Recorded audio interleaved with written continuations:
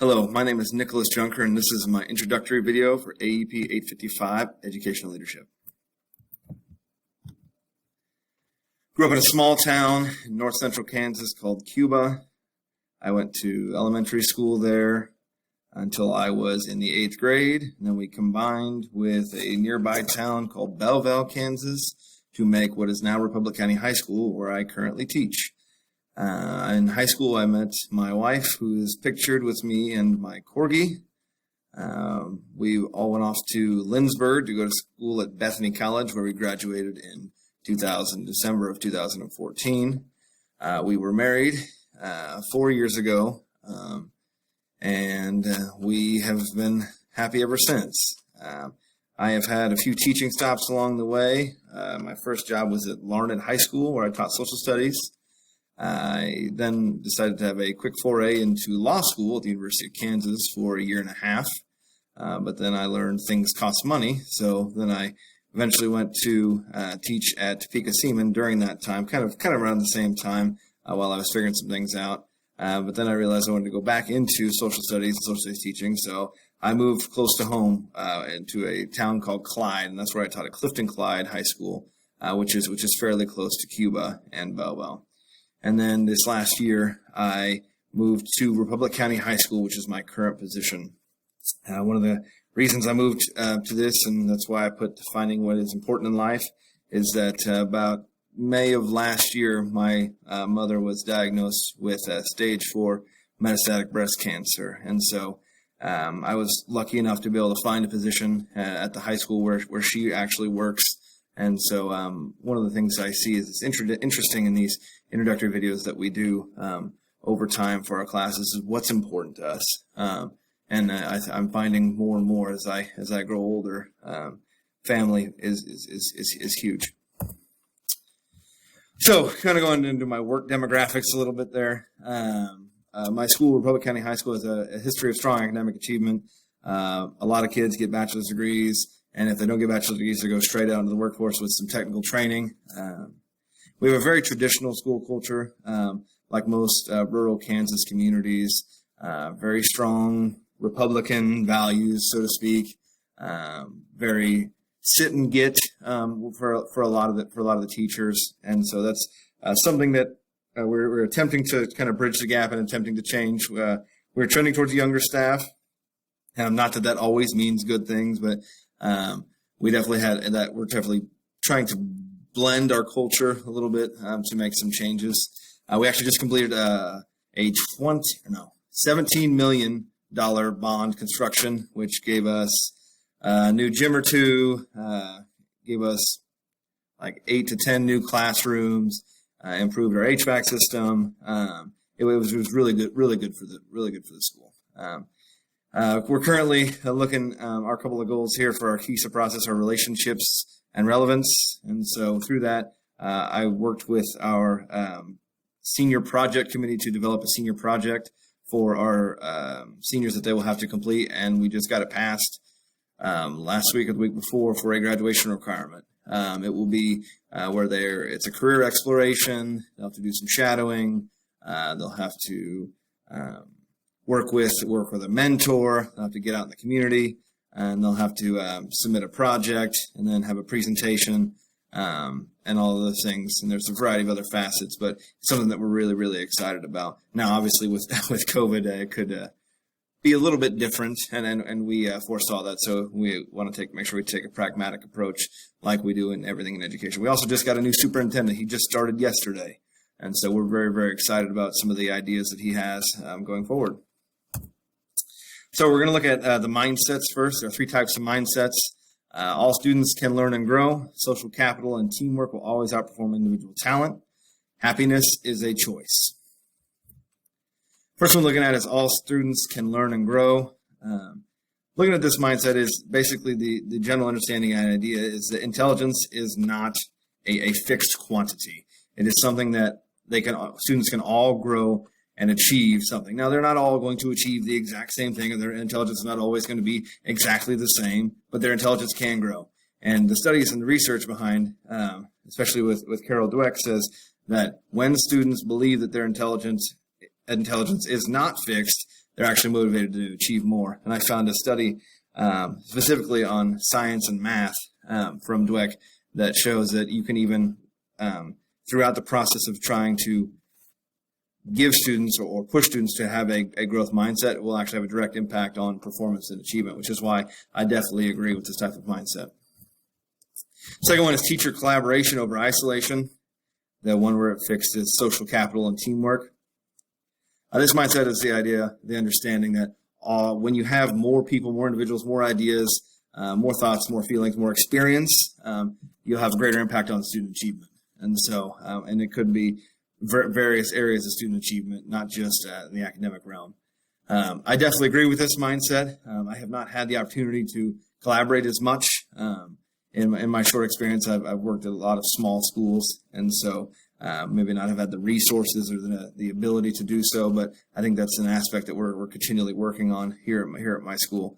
I found a study that I really liked that also looked at math and reading, and it supported that the idea that was, I think it was fourth grade elementary students, when their teachers had more collaboration time, their levels in math and reading increased. And so I thought that was something that was very heartening. And so I definitely support and agree with this mindset.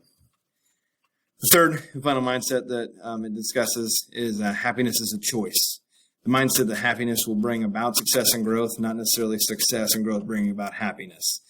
This kind of blends with that growth mindset, the idea that if individuals are happy, then they will have greater outcomes or better outcomes. There was a study that I looked at. It was very interesting. It was about music teachers, and they found out that when teachers are happy, students are happy in turn, and student happiness impacts student performance. And so I think this is something that is very, very positive.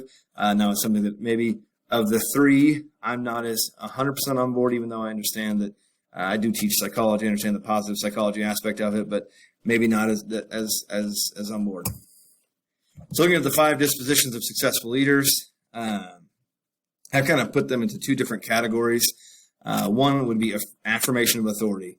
And so the general understanding is those 2 facets of fit there are confidence and risk-taking and decisiveness. And so the idea is as a school leader, you have to have confidence. You have to have the ability and the wherewithal to know that you're making an appropriate decision with the right amount of materials and support that you have in front of you.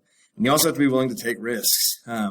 Throughout this whole entire COVID epidemic, we have been doing nothing but taking risks. And I think that I support our administration in that facet, and teachers are taking risks as well, going outside of their comfort zone to do things for the betterment of students. And so, and that is vital and huge. We're coming up on a huge decision that we have to make going forward. We're going to get some guidance from KSCE about how we need to go on and engage students in the upcoming school year. And so our administrators are having that conversation, that active understanding about how we need to go about these things. And it's you have to be able to take risks. And then the other side of that disposition is some of those passive actions. One is a sense of humor. This is something that I absolutely possess, almost to a fault. My wife says I'm not as serious at times, but I think maybe that's more of a personal trait, not necessarily a professional trait. You have to be a lifelong learner, which I absolutely am a lifelong learner, as demonstrated by my little foray in law school, and then also going to graduate school to get my educational administrative degree. And then the last one is empathetically assertive. And so in being empathetically assertive, you have to be able to understand a person's context, a person's understanding, to be able to drive your decision-making and be able to drive success in your school. I definitely agree with all 5 of these dispositions. The next piece is practices for a successful school leader. There are 3 differing pieces here. First is focusing and prioritizing. This piece, I think, is of the utmost consequence. I think sometimes in schools we get hung up on small, infinitesimal details that may seem like a big deal at the time, but aren't necessarily pivotal to how our school how our school functions. And so one of the things that I can appreciate about my current administrator is that he is laser focused in the things that are essential to creating success for our students. And that's something that I really, really appreciate. Looking at examining feedback and data, in our school setting, we don't really, especially at Republic County, we do not really work with data a whole lot. We're attempting obviously to pull those community surveys and things of the like that are used in the KISA process and the KISA model. But I don't think that we really broaden out our approach to get all stakeholders involved. I think a lot of times we box check. A lot of schools are guilty of that, but I think that's something we could definitely do better. I love using feedback and data in my room. We are actually doing some polling when we were finishing up on the primaries and the general election race, and so I'm also trying to teach my kids how to use data, and so that's something that's important. And then the final piece is emotional intelligence, and this one is a big deal, especially as a teacher right now, and then will be as an administrator. We have to be able to understand and know that everybody comes from a different background, different circumstances, and so we have to be able to approach each situation with an understanding of everyone's context and circumstances as we go about to be able to try to achieve success for all your learners and your workers.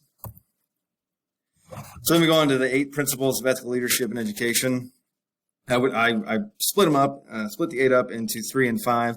The first 3 I would call reflective traits, so things that you may not necessarily see, but they're known to the individual. One is personal confidence, kind of fit obviously into the earlier pieces. You have to know and understand that if you are faced with a decision, you have to understand that you are that arbiter. It always helps to help have people around you that will help you, but having that personal confidence is vital. Second one is public interest ahead of self. You have to be willing to make a decision that could put you in a position where it's not great. You have to be able to make sure that you are doing what is best for your students at all times. That's how I would characterize that principle: is no matter what, is it best for students? If it is, then you do it. And the third one is self-control, self-discipline, and integrity. Again, this is something more of a reflective trait. What am I doing in my life that keeps me happy, keeps me healthy, make sure I make good or appropriate decisions, and grounds me in my life to make sure that I'm able to be a successful teacher and administrator.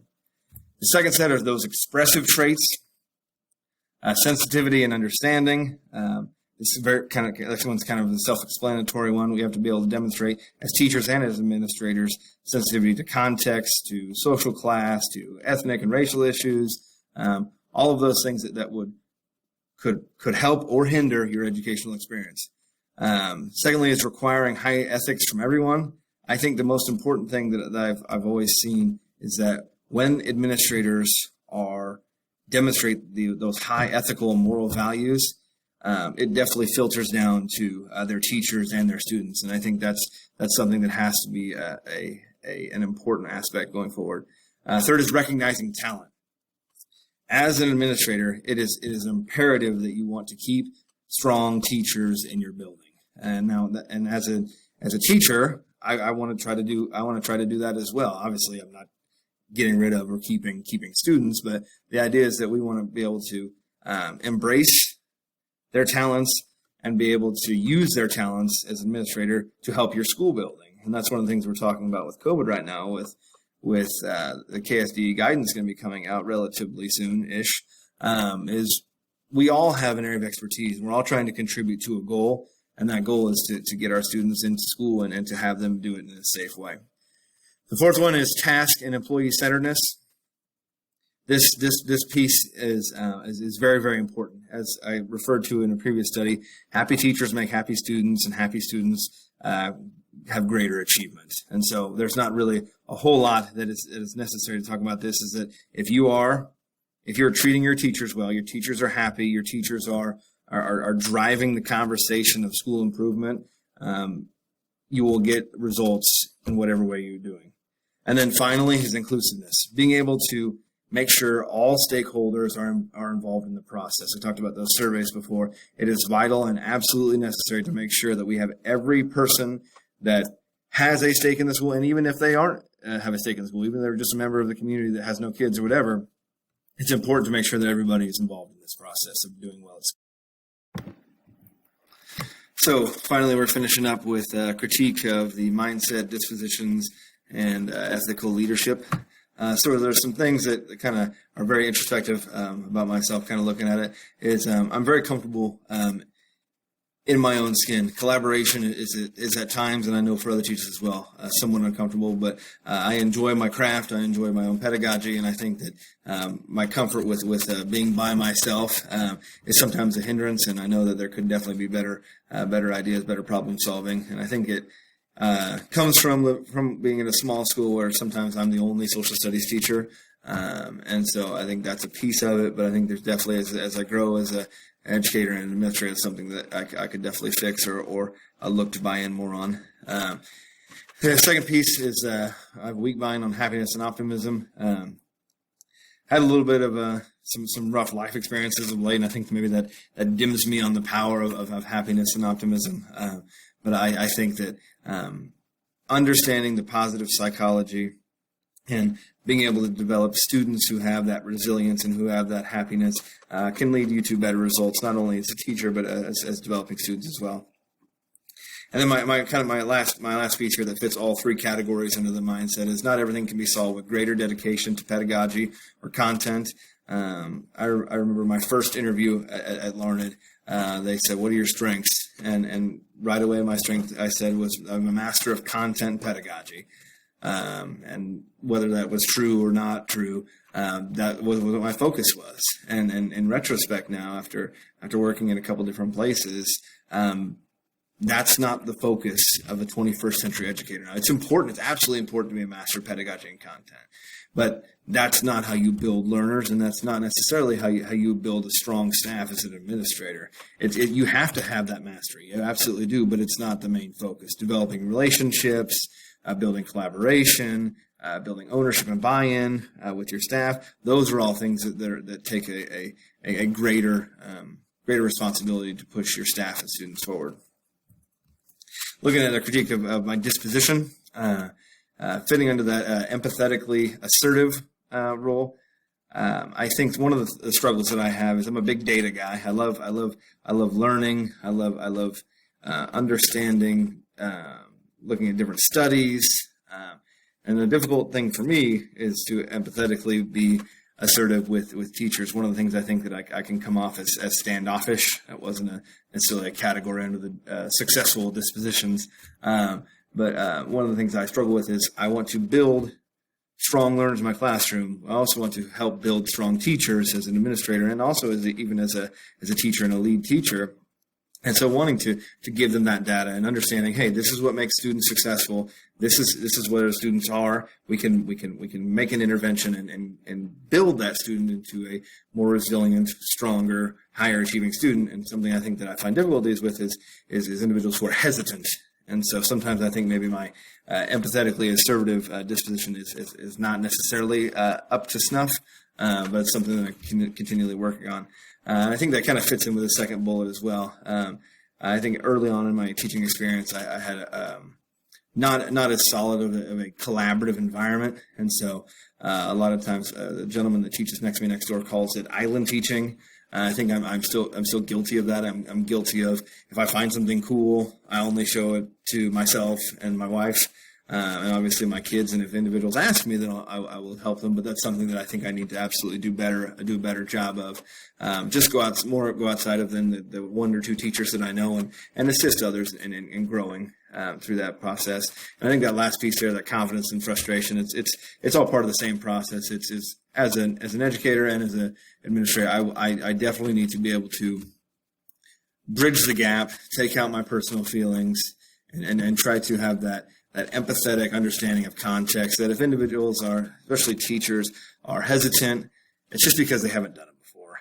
They're hesitant because that's not what they've did in the past. And so I think it's one of those things is you have to be able to understand context, circumstance, and experience to be able to be a strong administrator. And that's why I think it's so important to develop and build relationships with your staff and your students, so that way you can be more productive overall. critique of the current teaching practices. One of the things that my wife tells me a lot about is that I make everything too complicated. Now, hopefully that's not the case as I'm teaching. Hasn't been orated to me as such. Well, my wife has this saying: not everything that I say has to be a Supreme Court brief.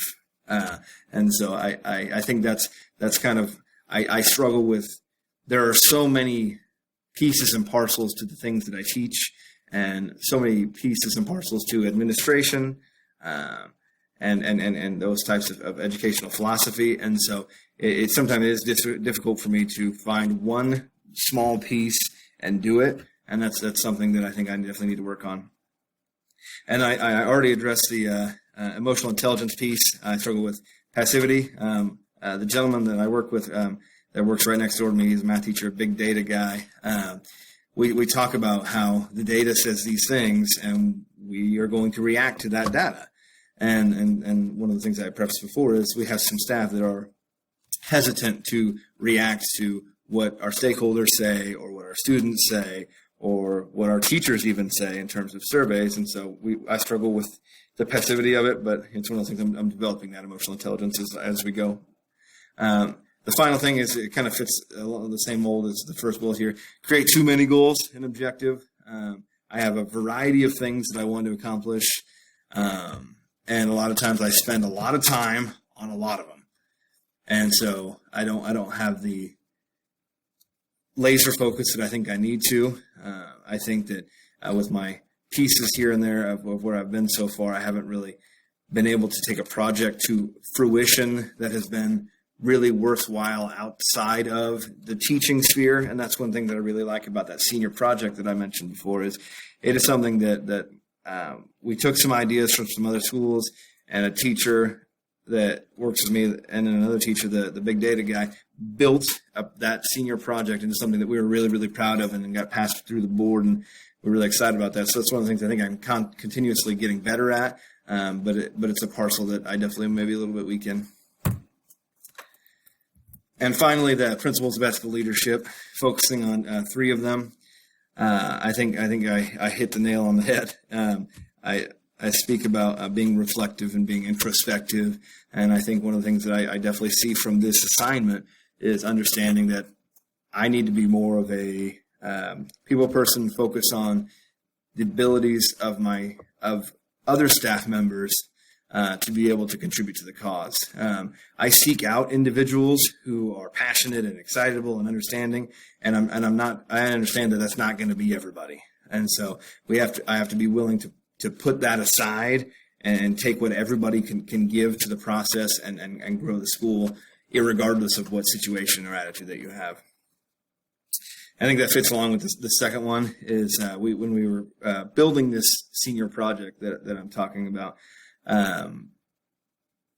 the big data guy and another individual on the staff, we built it from the ground up, not with a lot of say from other individuals inside the school building. Now we took it from our survey data and things of that nature that we needed to build a piece to our individual development plans as it relates to KISA. And so it's something that we saw from our data that we needed, but once we saw that we needed it, we built it through our own theoretical development matrix and tried to broaden our own approach. And we didn't include enough staff, I don't think. And so that could be an issue coming in the fall, especially one with COVID and two with the lack of buy-in from other teachers. And that kind of blends into that last one is, we know that big data, our data suggested that we needed an item to help us and help build a cumulative experience for our students as they finish, kind of as a capstone at the end of high school. And so we built that, but we didn't build that with the buy-in of other teachers. And so I hope that as we begin to roll out the project to parents, to students, and to other teachers, that we can build that inclusiveness. And I can see, and just in this assignment, that's something that I absolutely need to do. Kind of finishing up with the standards here. The standard correlation, we explored what it's like to be supposed to be a strong administrator, looking at the characteristics, looking at the norms, the dispositions, all those things that make a good administrator, a strong administrator, the way they are. This was relevant because it broadened my scope about the things that aren't always seen, the behaviors that aren't always necessarily outward. And so those things like those personal confidence, those things like integrity that don't necessarily manifest themselves outwardly, but are huge to being a strong administrator. And then finally, reflecting on this, I think, especially the last few minutes here, I'm being able to understand that there are pieces and parcels that I definitely need to get better at. And I think that through this assignment, I was able to reflect upon huge, glaring pieces of information, which I definitely need to focus on and hone in on in my teaching prior to being an administrator, something that I need to make those big leaps on as I go forward and want to have an administrative job. And so I can definitely appreciate that this assignment has shown me that I need to be inclusive in my approach to all teachers, understand through that emotional intelligence that each person has their own context and experience that they're coming from, and overall that collaborating with teachers and administrators and students to achieve a school goal is better off for everyone. And here are my references. Thank you.